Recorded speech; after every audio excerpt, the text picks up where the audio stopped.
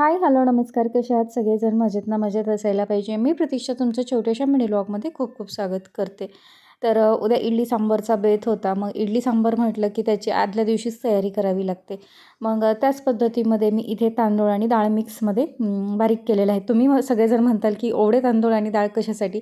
तर एकदा भिजवलं की आपल्याला सारखं सारखं करणं होत नाही. मग 2-3 दिवस त्याचं फ्रीजमध्ये ठेवून छान असं वापरता येतं आपल्याला डोशासाठी म्हणा किंवा आप्पेसाठी.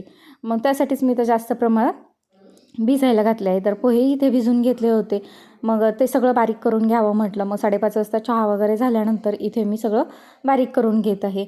तर आपण इडलीचं पीठ बारीक करताना थोडंसं रवाळच करणार आहे. जास्त एकदम बारीकही करणार नाही आणि जास्त मोठंही नाही. तर इथं मी भरपूर असं मोठ्या प्रमाणात डाळ आणि तांदूळ बारीक करून घेतलेली आहे आणि त्यामध्ये पोह्याचं मिश्रण पण बारीक करून टाकलेलं आहे. तर याच्यामध्ये भिजायला टाकताना मी 2 चमचे मेथीदाणे टाकलेले होते. त्याच्यामुळं आपले जी इडली होती ती एकदम सॉफ्ट आणि छान होती. मग त्यासाठी मेथीदाणे टाकून याच्यामध्ये मी पोहेही टाकते आणि कसलेही सोडा वगैरे न टाकता हे रात्रभर असंच भिजण्यासाठी ठेवून देते. तर नंतर सकाळी याची आपण इडली वगैरे बनवणार आहोत. तर एकदम छान अशा पद्धतीमध्ये हे पीठ तयार होतं. पण घरगुती डाळ होती त्याच्यामुळं थोडंसं तुम्हाला काळसर वाटत असेल. परंतु जर विकतची डाळ असेल तर एकदम पांढरशुभ्र अशी इडली तयार होती. तर आमची इथे घरची डाळ होती त्याच्यामुळं अशा पद्धतीमध्ये तयार झालेलं आहे.